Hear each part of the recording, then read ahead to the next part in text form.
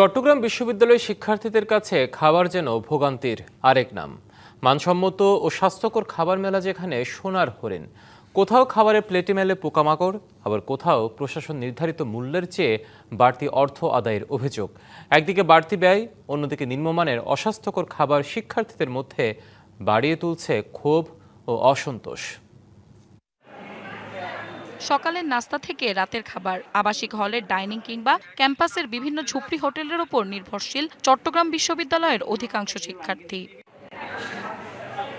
Class পরীক্ষার ব্যস্ততা শেষে যখন খাবারের চিন্তা আসে, তখনই শুরু হয় হতাশা। বিশেষ করে পরিবার যাদের দূরে, তাদের একবেলা ভালো খাবার যেন বিলাসিতা।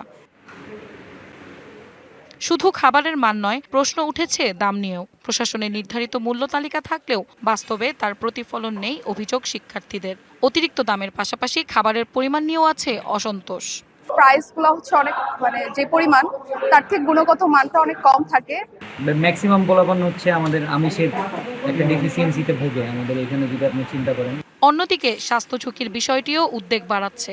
অপরিচ্ছন্ন রান্নাঘর, পুরনো তেল ব্যবহার ও খাবার সংরক্ষণের অনিয়মে বাড়ছে রোগ আক্রান্তের সংখ্যা। নিয়মিত তদারকি ও জবাবদিহিতা না থাকায় কাটছে না সংকট। পোকামাকড় যে কোনো সময় খাবারে হঠাৎ করে পাওয়া যায়, এমনকি হচ্ছে কোনো খাবারের এরকম প্রপার টেস্ট পাওয়া যায় না। খাওয়ার পরে স্বাস্থ্যের আমার খুবই অবনতি হয়, পেটে ব্যথা করে, পরে দিয়ে আসে 1 সপ্তাহ পর 2 সপ্তাহ পরে আমার ডায়রিয়া এই ধরনের নিয়মিতই হচ্ছে। এদিকে শিক্ষার্থীদের অভিযোগের বিপরীতে অসহায়ত্বের কথা জানিয়েছেন দোকান মালিক।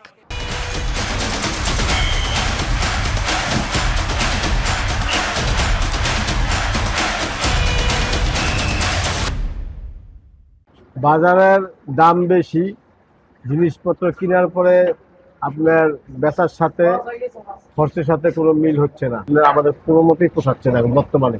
খাবার ও সেবার মান উন্নয়নে ব্যবস্থা নেওয়ার আশ্বাস উপাচার্যের। ক্যাফেটেরিয়াটাকে কিভাবে আর একটু আপগ্রেড করা যায় এবং ওখানে ওইটাকে কোনো এক্সটেনশন করা যায় কিনা, যে খালি জায়গা আছে। ইতিমধ্যে আমি এটা ভিজিট করেছি, আশা করি যে আমরা এই বিষয়টা কাজ হাত দিতে পারবো।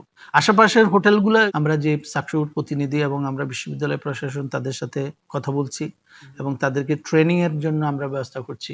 দাম ও মানের অসামঞ্জস্য ও স্বাস্থ্য ঝুঁকি কমিয়ে নিয়মিত তদারকিতে শিগগিরই ফিরবে নিরাপদ খাদ্য ব্যবস্থাপনা, এমনটাই প্রত্যাশা শিক্ষার্থীদের। DBC news desk.